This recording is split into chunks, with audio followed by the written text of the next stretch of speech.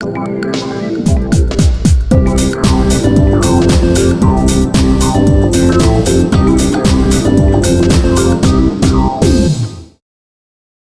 muy buenas tardes. Gracias a la Sociedad Venezolana de Cirugía y especialmente a la sesión de piso pélvico por la oportunidad que nos brindan en la tarde de hoy para comunicarnos con todos ustedes y seguir este ciclo tan interesante que desde la Junta Directiva de la Sociedad Venezolana de Cirugía se ha implementado en la gestión de la doctora Elia Guevara y del excelente equipo que lo acompaña.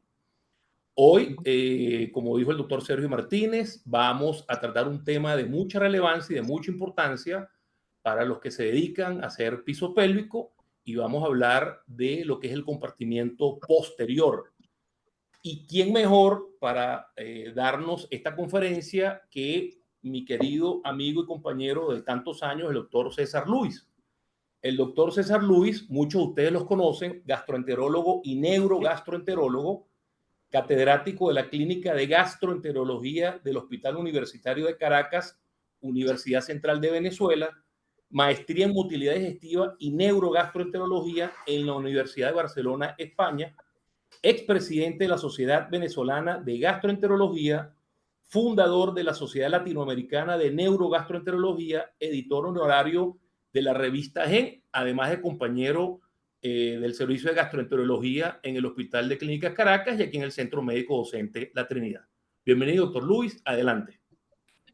Muchas gracias, doctor Peter, doctor Sergio, doctor Mauro, doctora Adelma y los coordinadores de este famoso webinar que tengo entendido que es el número 10, sobre todo aquí en el ciclo de educación continua que mantiene la Sociedad Venezolana de Cirugía.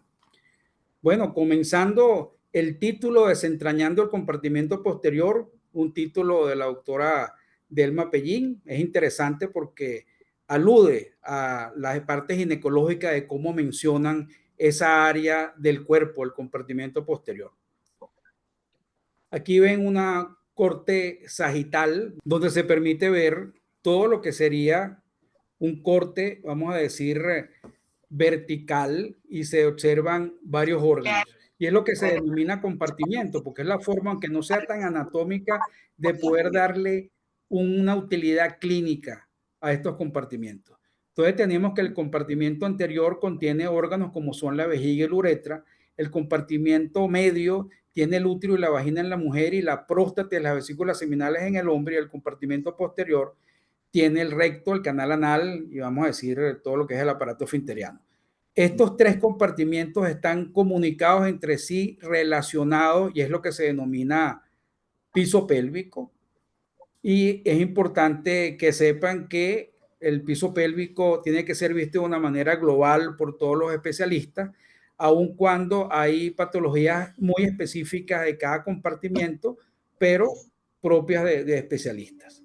Aquí tenemos un corte axial o transversal donde se observa la pelvis y se observa ese piso pélvico. En este dibujo tenemos, sería en todo caso la uretra, la vagina y el recto, pero como quiero ver que vean lo que es los músculos llamados elevador del ano, tenemos el haz puborectal que sale del pubis y pasa por detrás del recto, por lo cual limita lo que es el borde superior del canal anal, por eso que es un corte bajo. Tenemos el otro haz que es el pubococcigio. El pubococcigio llega desde el pubis hasta el coxis y luego tenemos el iliococcigio. Estos tres músculos o estos tres haces es lo que forman el músculo elevador del ano. Cuando uno le agrega otro músculo más, que es el músculo coccigio, es lo que nos permite a nosotros hablar del diafragma pélvico, es decir, todo este piso donde reposan los órganos de los compartimientos. También hay otros músculos, podemos hablar del obturador interno y hablar también del piriforme, y hay una serie de músculos que están todos de alguna manera formando ese piso pélvico. Y cuando hacemos un corte, como dije, sagital, podemos hablar de que se ve como una hamaca donde reposan los órganos, y realmente en este dibujo vamos a ver lo que sería el piso pélvico y debajo de él es que estaría el canal anal, que sería la parte del compartimento posterior. Luego tenemos una serie de fascias y ligamentos con nombres propios. Yo acá hablé de tres tipos de fascia: la fascia parietal pélvica, que es la que cubre la superficie interna de los músculos, que lo vemos aquí en azul. Luego la fascia visceral pélvica, que es la que bordea los órganos como tal de los tres compartimientos, y la fascia endopélvica, que es muy importante, que es el tejido conectivo y ligamentos y toda esa parte muscular entre la fascia. Eso le da sostén, le da suspensión a los órganos, le da continuidad y le da conexión. Espacios anatómicos importantes. Bueno, todo lo que sería ese espacio de compartimiento posterior entre la vagina, el útero y el recto y el ano. Y ese espacio uno lo puede denominar fondo de saco de Douglas porque está el repliegue peritoneal y debajo de él estaría el espacio rectovaginal. Entonces aquí puse yo un triángulo para separar que el fondo de saco de Douglas está arriba y el espacio rectovaginal está abajo, pero toda esa área tiene bastante tejido conectivo y donde pudieran haber prolapsos, que es lo que vamos a hablar más adelante. La debilidad o el daño de cualquiera de estas estructuras del piso pélvico puede hacer que ocurran prolapsos. Si hablamos, por ejemplo, del aparato urinario, podemos hablar de síntomas como la incontinencia urinaria, la necesidad frecuente de orinar, la urgencia, la dificultad para comenzar a orinar, el flujo de orina débil o interrumpido, infecciones recurrentes. Eso más que todo el compartimento anterior y generalmente lo ve la parte de urología.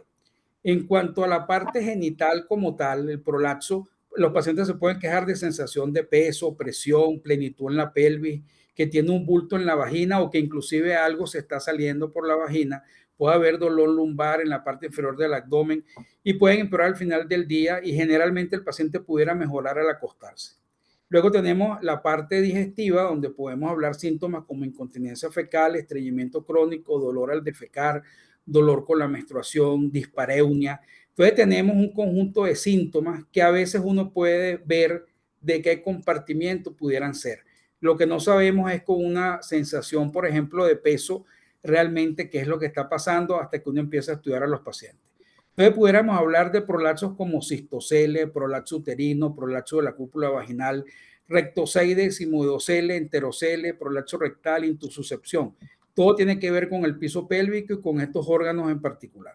Aquí tenemos un dibujo esquemático de la famosa clasificación que se utiliza en la actualidad para hablar de los prolapsos pélvicos y no quiero, de hecho no la usamos los gastroenterólogos, pero sí sabemos que en ginecología se usa con frecuencia, que es una tabla de 3x3, donde se colocan ciertas medidas de acuerdo a puntos que son variables o puntos que son fijos, toman puntos de referencia como el imen, etcétera, y pueden decir si el prolapso es un estadio 1 o un estadio 4 en su extremo.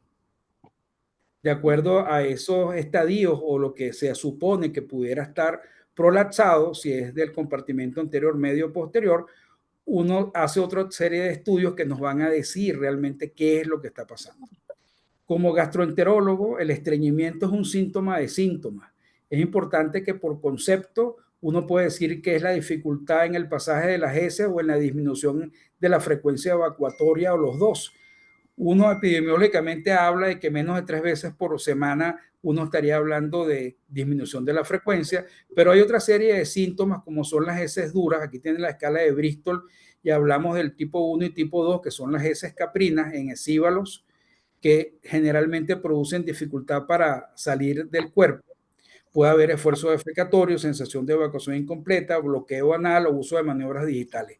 Estos 6 síntomas es lo que forman parte del estreñimiento y algunos pacientes pueden tener los 6, 5, 4, 3, 2 o 1, cualquier combinación. Por otro lado, tenemos una serie de causas de estreñimiento que pudiéramos estar paseando por lo orgánico, como vemos acá, o por lo funcional, donde estaríamos ahorita involucrados en este tema del compartimento posterior. Si se dan cuenta, en esta parte gastrointestinal tenemos lo que sería el prolapso, el rectocele, la estenosis, el megarrecto como causas, vamos a decir, tales de estreñimiento y que de alguna manera pueden ser consideradas orgánicas cuando se estudia. La incontinencia fecal, para hablar del concepto, es el pasaje recurrente e incontrolable de materia fecal durante más de un mes en personas mayores de 4 años. Esto quiere decir que esto es un diagnóstico, pero si uno habla de incontinencia fecal y no lo coloca entre comillas, estamos hablando de un síntoma, es un episodio de incontinencia, pero si cumple estos criterios ya estaríamos hablando de una enfermedad que sería incontinencia fecal. Aquí tenemos un gráfico en varios países donde hablan de la prevalencia. Es difícil hablar de una prevalencia como tal porque los rangos son muy amplios, pero si se dan cuenta, en el tercer grupo de barras vemos que hay dos colores y es lo que llamamos doble incontinencia. Es importante que las pacientes mujeres, uno les pregunta que aparte de la incontinencia urinaria pueden tener incontinencia fecal. Y si uno no lo pregunta, a lo mejor no lo dice. Entonces es importante que pueda haber doble incontinencia y estaríamos hablando de que el piso pélvico es uno solo y que puede repercutir en varios compartimentos. Luego hay factores de riesgo. Uno puede hablar en general de que la incontinencia puede tener una causa orgánica como un desgarro muscular, como una neuropatía de nervio pudendo. Pueden haber también de acción central y pueden haber, por supuesto, funcionales. Entonces los factores de riesgo generalmente se van acumulando y el paciente hace la incontinencia fecal, sobre todo en mujeres posmenopáusicas, producto de varios factores que se fueron sumando a lo largo. Ejemplos: embarazos con fetos macrosómicos, trabajos prolongados de parto, episiotomías amplias, desgarros. Todo eso puede influir en que un futuro, aparte de la obesidad y el envejecimiento, pudieran tener incontinencia fecal. El diagnóstico clínico, bueno, hay muchas fáciles como esta que tenemos de Parks, que a lo mejor ayuda, que es una manera muy grande y fácil de entenderlo. También uno puede hablar de la de Wechsner o de la Wechsner modificada o la de severidad si es una incontinencia fecal menor que sea a gases o solamente cuando es líquida, o una incontinencia fecal mayor cuando es AS sólidas. Entonces uno puede gradar, y este es un tema bien importante, yo diría peor que el estreñimiento, puesto que esto sí tiene vamos a una connotación social donde el paciente sufre mucho. Para poder entender un poco la parte gastroenterológica, el colon es un órgano que no se puede ver con facilidad los movimientos que tiene, porque tiene periodos de quietud. Por ejemplo, hablando de las funciones motoras del colon, podemos decir que la primera función, perdón, es absorber agua, electrolitos y ácidos grasos de cadena corta. Y eso ocurre por una serie de movimientos que llamamos de vaivén, que están viendo en este momento en el colon derecho, que permite la absorción. Después de esa primera función ocurre la segunda, que es que se transportan los desechos una distancia mucho más larga, es decir, que una función de transporte, pero en este momento estas contracciones son denominadas de alta amplitud porque pueden mover más distancias largas. La tercera función es el almacén temporal de estas heces, generalmente en el sigmoides, antes de pasar al recto. Entonces tenemos las funciones de absorción, transporte y almacenamiento. Ahora, se almacenan en sigmoides. Si se dan cuenta, está tratando de entrar al recto, pero el recto se contrae y la devuelve. El recto sí es importante decir que tiene un complejo motor que se llama complejo motor rectal. Entonces uno sí puede predecir cuáles son los movimientos del recto a diferencia del colon. Entonces el recto tiene unas funciones que es que puede contraerse tanto de día como de noche y su función principal es almacenar heces, pero generalmente en las noches no tiene por qué haber heces. Por eso es que uno no evacúa en la noche.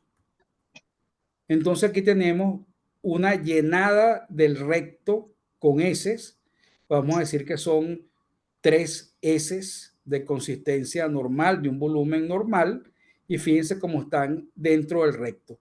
Abajo se ve el pubo rectal, el ilio coccigio y abajo el esfínter anal. Cuando se llena el recto, se distiende el recto y uno percibe que se llenó. Es lo que nos han enseñado siempre a decir que son ganas de evacuar. Cuando el recto se distiende, ocurren unos reflejos que son obviamente involuntarios, que es el reflejo rectonal excitatorio y el reflejo rectonal inhibitorio, que no es más que la contracción del esfínter externo y la relajación del esfínter interno, respectivamente. Después que ocurre esto, las heces descienden y hacen contacto con lo que denominamos el anodermo, que no es más que una piel modificada basada embriológicamente en el ectodermo y que está altamente inervada y uno puede discriminar si el contenido es gas, líquido o sólido. Y nosotros en este momento es que decidimos si vamos a evacuar o no vamos a evacuar, si socialmente permite que evacuemos o no. Si uno decide no evacuar, uno pudiera contraer el esfínter externo, el pubo rectal, y en algún momento pudieran pasar la sensación de ganas de evacuar y uno vuelve a estar tranquilo, pero tiene contenido en el recto. En cambio, si uno decide evacuar, bueno, adoptará la posición adecuada que vamos a ver ahora.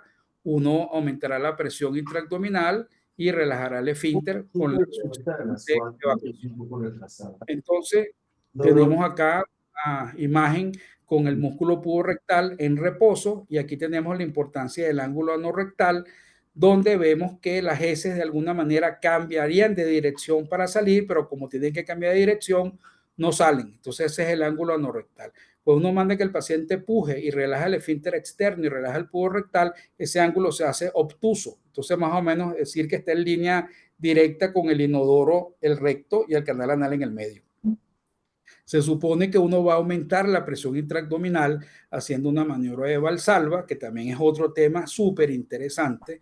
No sé si Peter más adelante, a lo mejor en las preguntas hablan del síncope defecatorio, que los pacientes con una maniobra de Valsalva pueden tener cambios cardiovasculares y pueden hacer síncope por la pujada, por el esfuerzo.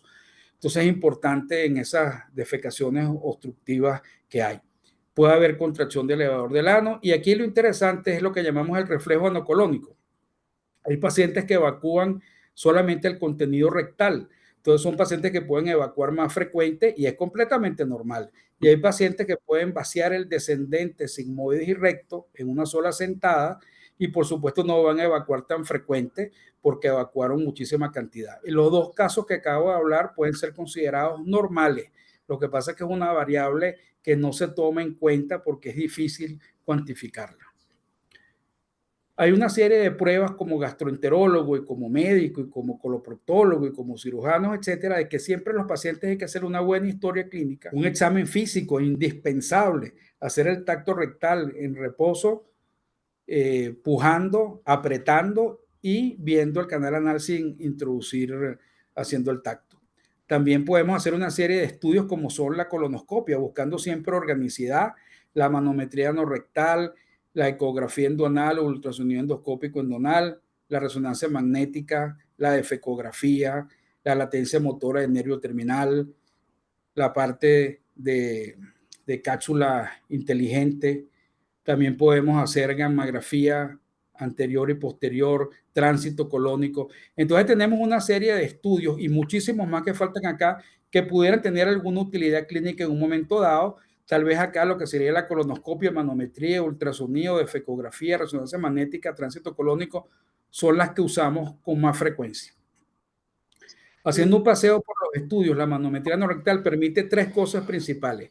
Ver la función motora de todo lo que es el canal anal, ver los reflejos, es el único estudio que puede permitir evaluar los reflejos rectonales excitatorios e inhibitorios, y es el único estudio también que pudiera ayudar a la sensibilidad rectal. Entonces, como es un estudio, vamos a decir, único, en algún momento se hace antes o después de otros estudios. Se introduce un catéter con unos traductores de presión, con un balón en la punta y uno permite, entre las características, ver la presión del canal anal, qué presión es la que tiene más el canal anal. Cuando son de alta resolución o de alta definición, uno pudiera hablar de la presión del pubo rectal y de la presión del esfínter anal externo en la misma lámina y uno puede ver el canal anal en longitud. En este caso mide 3 centímetros, tiene una presión de 70 milímetros de mercurio. Otros aditamentos que pueden tener algunas sondas es lo que llamamos la vectorgrafía, porque los esfínteres son, vamos a decir, asimétricos desde el punto de vista axial y radial, y uno puede definir en qué área puede estar. Y no siempre, a veces como se hace, que cuando van a hacer una esfinterotomía lateral interna, usan por convención el lado izquierdo, pero a lo mejor el sitio que tiene mayor presión era el derecho. Entonces, a veces la vectorgrafía puede ir a dirigir el tipo de cirugía que se va a hacer y no hacerlo por convención. La presión máxima durante la maniobra de continencia, uno le dice al paciente 1, 2 y 3, apriete, apriete, apriete, apriete, y ahí uno observa cómo el paciente aumenta la presión del canal anal. Se supone que esta presión anal está aumentada por la contracción del esfínter anal externo y puborectal, que son los músculos voluntarios estriados. En reposo, en todo caso, el canal anal, como ustedes saben, la presión se debe más que todo al esfínter anal interno. Así es como se ve. Antes lo vimos como era ¿Cómo estás? ¿Qué dices? El paciente que aumenta la presión rectal, se ve en la parte superior y en el medio, y se ve cómo se relaja el canal anal. Eso es lo normal. Aumentar la presión de pujo, hay valores normales, y la relajación del canal anal, que hay valores normales. Aquí tenemos esto como tradicional, aumenta la presión intrarrectal a la línea roja y se relaja la línea morada. No, todavía está en ayuno. Todavía tiene la zona nasogástrica, ¿no? Es lo normal. Sí. Hay una cosa que se llama anismo tipo 1, que sería esta, donde el paciente aumenta la presión intrarrectal, pero también aumenta la presión del canal anal. Entonces, en este caso, tiene un problema de obstrucción defecatorio, pero es por aprendizaje, porque no relaja. Y no solamente entonces, la verdad es que el tratante es Melo.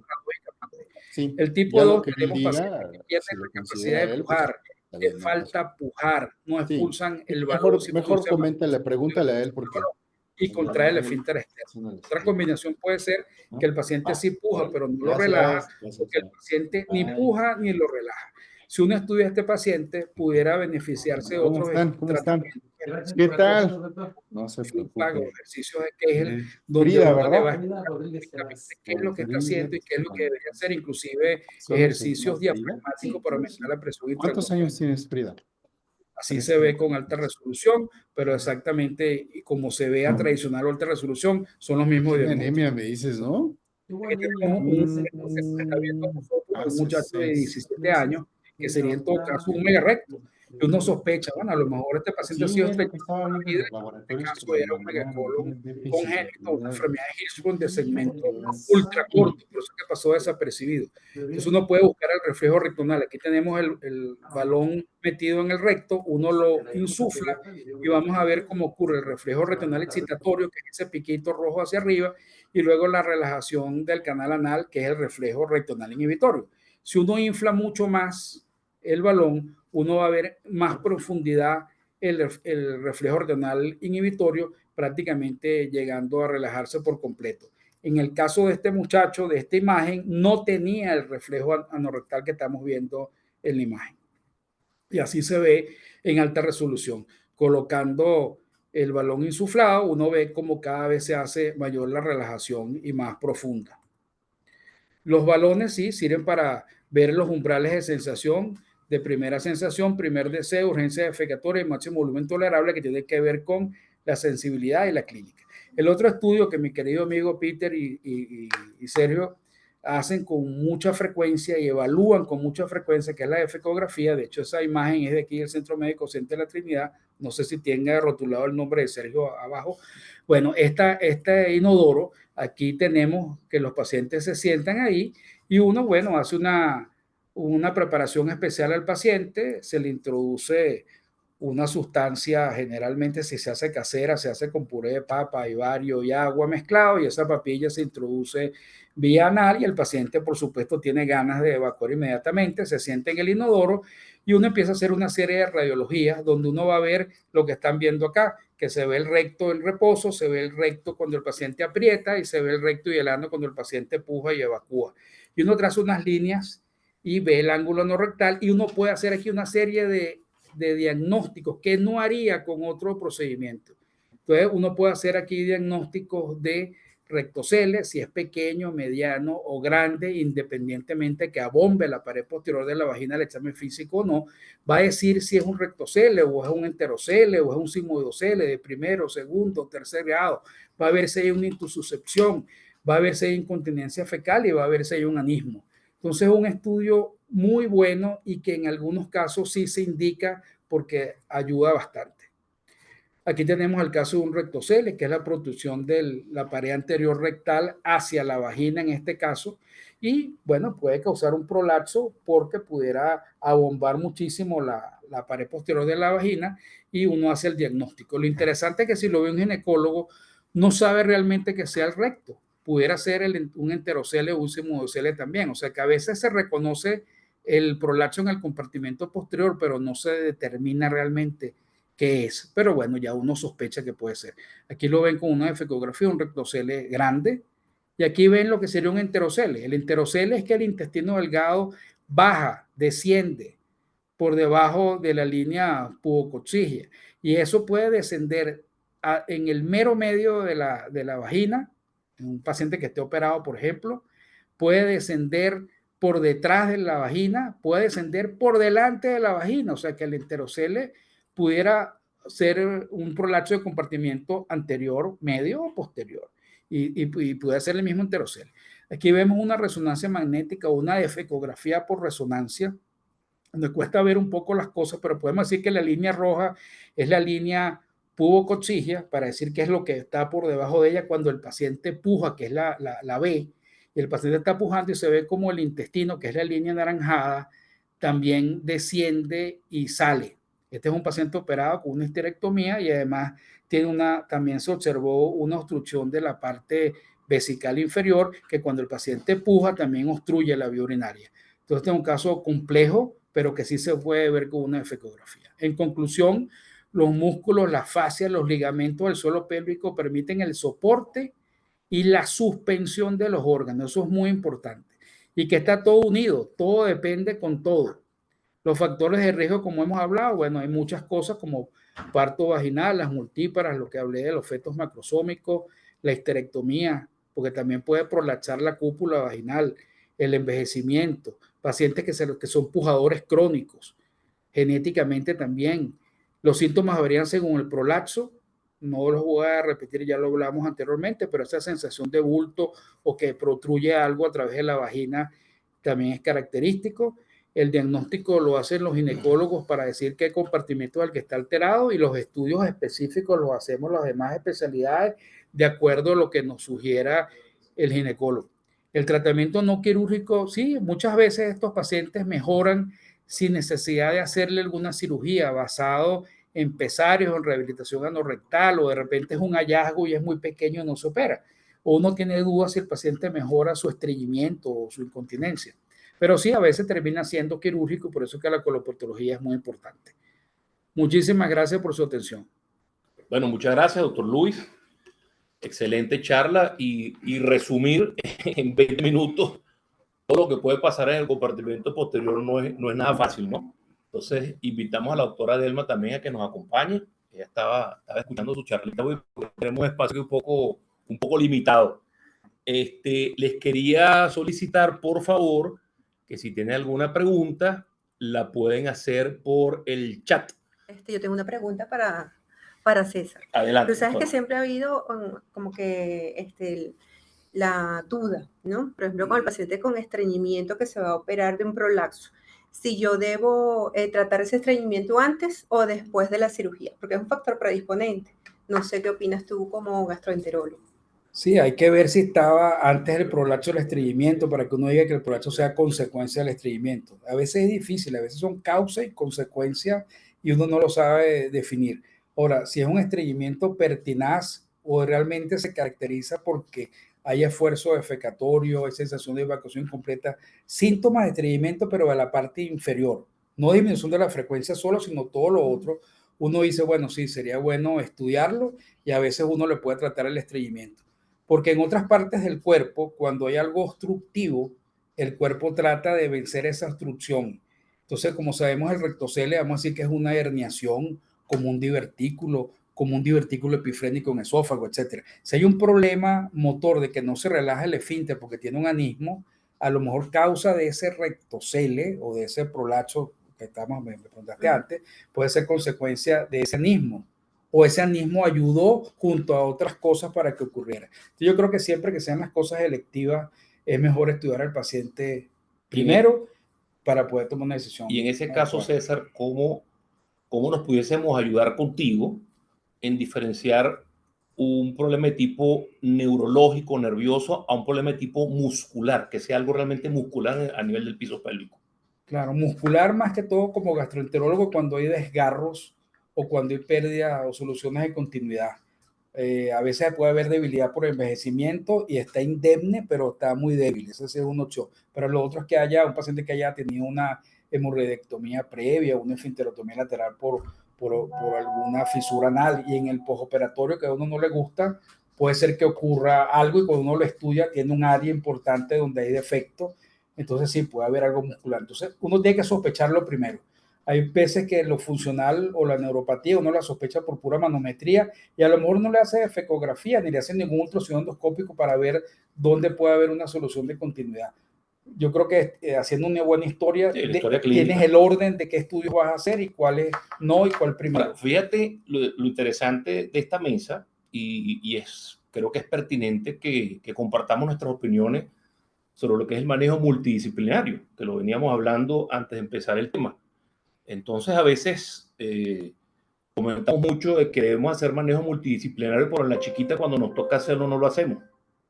Y aquí, bueno, por ejemplo, un paciente que vea a la doctora Delma que le diagnostica un prolapso posterior, un rectocele, ¿por qué debe mandarlo por los proctólogos? ¿Por qué lo debe mandar al doctor César Luis? ¿Por qué lo debe mandar a un fisioterapeuta? Y ella lo diagnosticó, ella lo pudiese tratar, pero ¿por qué tenemos que trabajar, por ejemplo, esa patología de manera multidisciplinaria? Bueno, porque precisamente yo creo que la parte de trabajar en conjunto es tener el conocimiento general de todo y a lo mejor hay que respetar que hay específicamente algunas cosas propias de cada especialidad que no la pueden hacer todos, pero todos saben y pudieran interpretar aunque no hagan el estudio con capacidad. A mí me gustaría igual que Delma que vean una manometría no rectal y uno más o menos sepa qué es lo que está viendo y eso hace la diferencia. Estoy seguro que mucha gente no lo sabría, pero si estamos todos compenetrados en piso pélvico, todos pudieran saber e inclusive opinar, aunque no la hagan. No, y es algo muy bonito porque a la hora de la verdad, el centro de todo esto es el paciente. Y la idea es justamente mejorarle calidad de vida. Y aquí viene mi segunda pregunta, ¿vale? Yo quiero aprovechar que estamos todos. Sabes que así como hay incontinencia urinaria oculta, hay incontinencia fecal oculta, ¿no? Y de repente tienes ese paciente que tiene el rectocele, pero resulta que te la mandé, le hiciste la manometría y tiene incontinencia fecal. Aprovechando que hay residentes de cirugía conectados y todo esto, ¿tú crees que ese paciente se debe operar o lo dejamos así? Hay que saber qué vas a operar, porque operar incontinencia es un tema álgido. Si le quito el rectocele, lo dejo en continencia fecal directa, claro, porque está oculta. Sí, bueno, pudiera, hay que hacer la manometría y al tú estudiarlo, tú puedes decir, evidenciar un esfínter débil que no lo esperaba, o un esfínter corto que no lo esperaba, o una neuropatía de nervio pudendo que tampoco lo esperaba, y lo descubriste haciéndole el estudio por el rectocele, por ejemplo. Entonces yo creo que estudiado bien ayudaría. Y de ahí el valor del laboratorio de fisiología no rectal. Claro. Que hay que manejarlo. Sí. Hay que manejarlo. Sí. Mira, ¿y dirías tú como coloproctólogo? Sí, bueno, yo tenía una preguntita por aquí ¿De ese caso? Sí, más o menos. Ahora, fíjate, tú hablaste del biofeedback. ¿Ok? Ahora, tú indicas biofeedback linealmente, independientemente del tipo de disinergia. O sea, es el mismo tipo de biofeedback. Paciente con anismo, o sea, si es una disinergia tipo 1, tipo 2, tipo 3, tipo 4, eso es muy importante. Sí. Súper importante. Sí. Generalmente el paciente no tiene conciencia de cómo funciona la parte defecatoria. Entonces tú lo educas y le dices qué es lo que debe ser y uno le puede poner un ejemplo de qué es lo que debe hacer. Luego le explica qué es lo que hace el paciente para que sepa que eso es lo que no debe hacer y ya le mostraste lo que debía hacer. Eso es lo principal. Los ejercicios se basan de rehabilitación anorrectal, a que lo pronunciaste muy bien en inglés. Se basan realmente en que el paciente pueda ver el monitor o pueda oír el monitor o pueda sentir un golpe tuyo de Sergio cuando hace las cosas mal.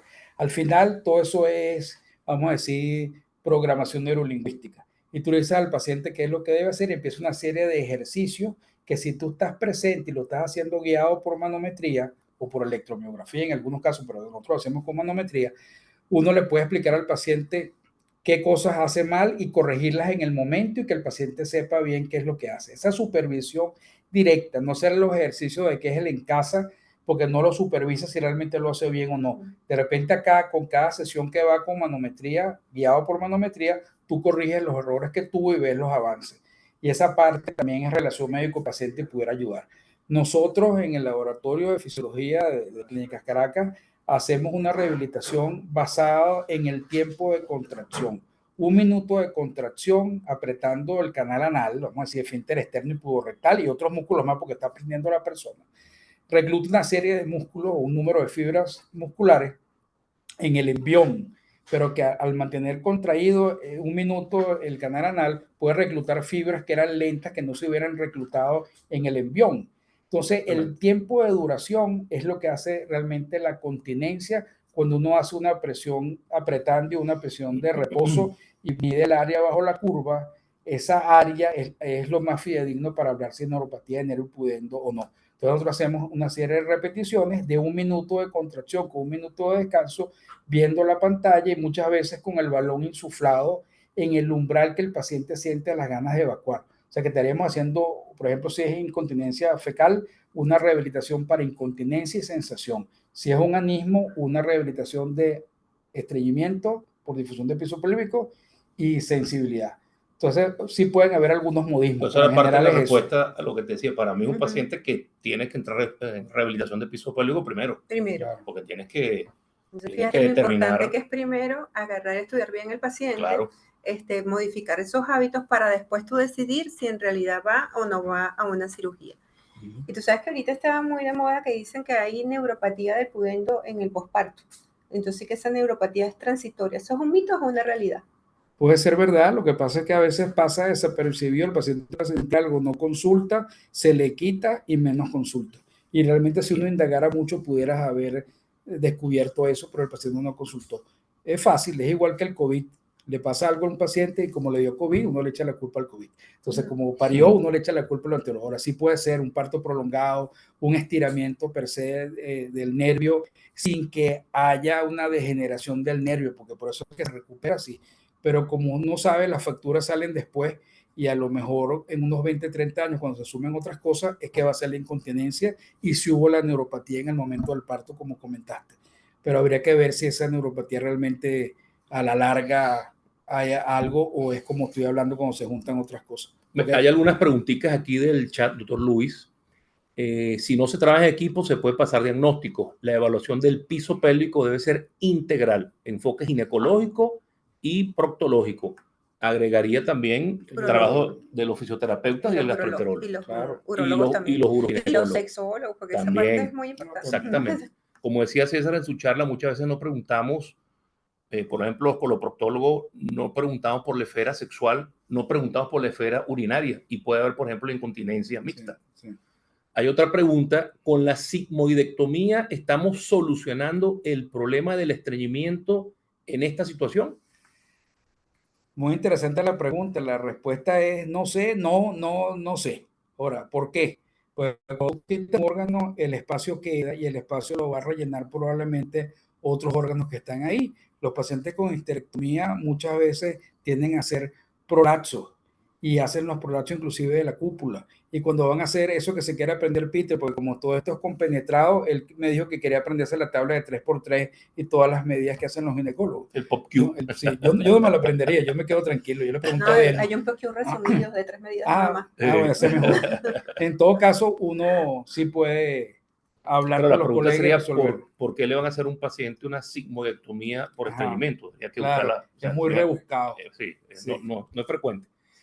En el caso de tener megacolon por una enfermedad de Chagas, incluso hallarse afectada la motricidad del recto.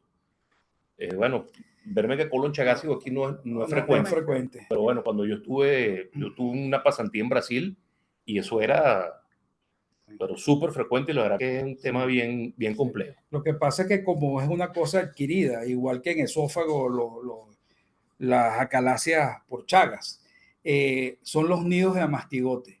No se afecta necesariamente el esfínter anorrectal como explicación de que esa es la causa del estreñimiento, sino que es vamos a decir que es por parche, es otra cosa completamente distinta. Igual, es fácil mandar a operar a alguien, pero si no tienes la indicación, el paciente queda igual o peor. Entonces hay que estar muy claro de cuándo operar a alguien.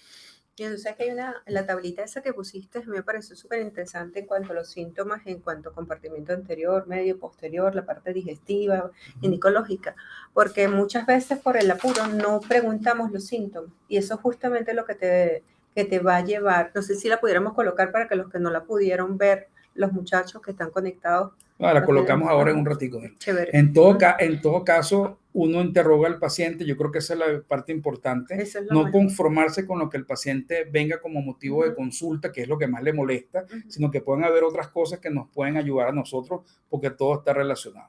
Así es. Yo la pregunta, Y lo sí, otro que dime. estaba allí, justamente la forma correcta de evacuar. Porque cuántas personas tú puedes preguntar, por ejemplo, cuántas tienen el banquito para que tengan el ángulo correcto para la evacuación en su casa.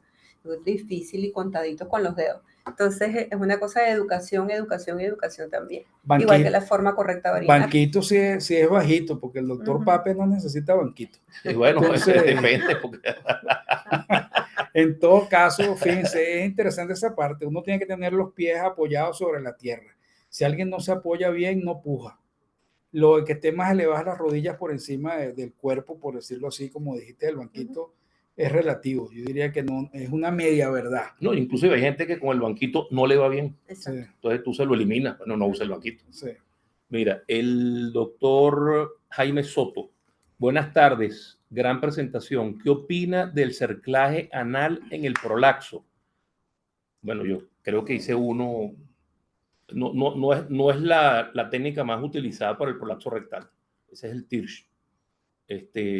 Inclusive pacientes de muy avanzada edad los hemos llevado a quirófano por prolapso, le hacemos una rectosigmoidectomía perineal, un Altmaier, y funciona bastante bien, bastante bien. ¿En qué centro se cuenta con la defecografía? Bueno, aquí le voy a hacer una promoción al doctor Sergio Martínez, por lo menos aquí en el Centro Médico Docente de la Trinidad, él la realiza y está a sus órdenes. César, ¿algún avance farmacológico nuevo para el tratamiento del estreñimiento? Algo que tú hayas leído, secretagogos, algo nuevo. Sí, no está en el país. Podemos hablar de 3 productos, vamos a decir, novedosos. Uno, como dices tú, son los secretagogos, específicamente la linaclotida y el ubiprostone, que ayudan en los canales de cloro y agua del intestino delgado, linaclotide, y del colon, la amitiza, que es el nombre comercial, y que es el ubiprostone. Hacen que el colon secrete líquido, agua, cloro, y de hecho eso está basado en las diarreas por cloro. Entonces, a veces, sabiendo pacientes que, igual que pasó, yo siempre jalo para el COVID, porque eso nos marcó a todos, lo de la colchicina, lo de la fibrosis pulmonar, bueno, igual. Entonces, en este caso, pacientes que tenían diarrea por cloro y agua, al tener estos productos que producen más bien esa secreción, va a mejorar el estreñimiento. Lo otro son los procinéticos, como la prucaloprida, el plecanitide, que ayudan a que el colon aumente las contracciones de alta amplitud y pudiera mejorar la motilidad colónica. Y si la causa era un enlentecimiento motor, va a mejorar el estreñimiento con ese tratamiento. Y la última sería la inhibición de la reabsorción de ácidos biliares. Hay una medicina coreana que es inhibidor de la reabsorción de ácidos biliares en el hilo terminal. Como no se absorben completamente, pasa más cantidad al colon y producen mejoría del estreñimiento. En la gente que tiene problemas de ácidos biliares es diarrea crónica por ácidos biliares. Entonces, otra vez, basado en diarreas, es que generan un medicamento que ayuda al estreñimiento. Bien, bien interesante. Fíjate, César, Delma, a veces tenemos pacientes con cualquier patología de piso pélvico, anterior, medio, posterior, y debemos recurrir al fisioterapeuta, que es un súper aliado nuestro, y lo que veníamos hablando de estas disinergias, importante los movimientos abdominales para el acto de la defecación. Fíjate tú que estas disinergias cuando se clasifican, hablan es del pujo abdominal. Y hay pacientes que no saben ni siquiera, no saben cómo relajar o contraer el músculo transverso abdominal. Y entonces aquí es donde el fisioterapeuta nos ayuda de manera importante, y ese es otro tema de la multidisciplinaridad de esto. Sí, señor, claro. Nosotros generalmente trabajamos con una fisioterapeuta que nos ayuda mucho en esto. Vi un tema interesantísimo, no sé si lo has visto, Delma, utilizar elastografía para evaluar la contracción del músculo puborectal. Es algo reciente. Por la parte de ecografía, sí. Muy bueno. Sí, porque ayuda Me pareció justamente súper interesante. Cómo va mejorando en realidad la contracción y la localización y el reacomodo justamente de todo lo que es la parte muscular y los ligamentos. Y además que ayuda justamente a ver dónde hay desgarros, donde generalmente no los ves. Entonces, de verdad que es una forma, primero, de hacer el diagnóstico de realidad de cuál es el grupo muscular que se va a trabajar y después ir viendo en realidad si hay mejoría o no.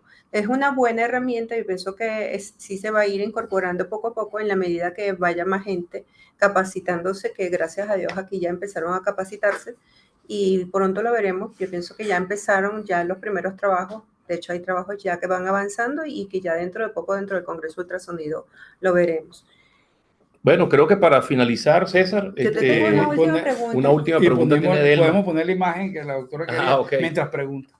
Pregunte, doctora. La última pregunta. César, ¿qué piensas tú de tantos probióticos que hay por ahí? Entonces, ¿los probióticos los tengo que poner a todo el mundo? ¿Cómo es la cosa? Se necesitan por lo menos unos 14 meses para poder tocar ese tema. Tenemos tema para conversación. Bueno, yo puedo decirte lo siguiente. Lo exagerado en toda la medicina y en el mundo es nocivo. Si alguien toma mucha cantidad de probióticos durante mucho tiempo, de alguna manera tiene sobrecrecimiento bacteriano. Entonces, no todo es como dicen, yo creo que tienen que esperar siempre la indicación médica y no realmente las redes sociales o los vecinos, como siempre ocurre con este tema, y yo creo que está exageradamente, porque es muy bueno. Porque imagínate y tú, mientras más sepas tenga, mejor. Probióticos para el área gastrointestinal, para el área ginecológica, vaginales y urológico. Entonces te dicen, no, que hay que arreglarle toda la microbiota del piso pélvico. Imagínate tú. Sí. Está difícil. No es tan fácil. ¿Tienes ahí la lámina de la que quería mostrar? Ya la busco. La de los síntomas para los muchachos. Para los muchachos y los no tan muchachos, porque todos esos síntomas son importantes preguntarlos independientemente que el paciente vaya para una sola cosa. ¿No? Dice, oye, mira, voy porque se me están saliendo los gases, pero resulta que hay otras cosas de repente que están ahí acompañándolo y nos orientan justamente a hacer un mejor diagnóstico. Que uno tenga que preguntarlo, porque no lo van a decir. Exactamente. Sobre todo cuando es sexual o anal o ginecológico. Porque... Es que en la primera consulta no te hablan nada de sexual, y de que se le salen las heces o los gases, menos. Sí, o la orina tampoco. Entonces es una cosa de allá en una segunda consulta ir profundizando cada uno de estos síntomas. Bueno, hemos llegado al final de nuestro webinar el día de hoy. Nuevamente agradecidísimos con la Sociedad Venezolana de Cirugía, con la sesión de piso pélvico. Aprovecho la oportunidad para recordarles que este fin de semana que viene es el próximo congreso de la Sociedad Venezolana de Coloproctología. Agradecidísimo con la doctora Delma Pellín, que siempre es una amplia colaboradora con estos temas, y a mi amigo César Luis. Un placer haber compartido contigo en la tarde de hoy. Igual. Bueno, señores, buenas tardes. Hasta un próximo webinar. Hasta luego. Y bueno, amigos, para cerrar este excelente webinar del día de hoy, el 10º webinar, voy a entonces hacer dos anuncios que básicamente son, uno, este webinar, al igual que el resto de los que se han pasado a través de las redes, queda grabado en el canal de YouTube de la sociedad. Lo pueden revisar e incluso aquellas personas que por cualquier situación no pudieron ver el webinar hoy, pueden acceder a él una vez que se haya colocado en el canal de YouTube. Solamente dennos unos días para que esté colocado e incluso lo anunciaremos a través de las redes sociales de la Sociedad Venezolana de Cirugía. Y para cerrar, quiero despedirme mostrándoles el 11º webinar que va a venir, que es cáncer de endometrio, ¿ok? Aquí tenemos a la sección de ginecología de la Sociedad Venezolana de Cirugía, quien nos va a hablar de este interesante tema a través del doctor Carlos Quintero. Y por supuesto, siempre llevándolo a la visión del cirujano, que es el objetivo de todos estos webinars. Todos y cada uno de los temas han sido adaptados y creemos que son de gran provecho para el cirujano general. De parte del doctor José León Tapia, de parte del doctor Mauro Carretti, de mi persona, me despido y nos vemos entonces en el próximo. Saludos.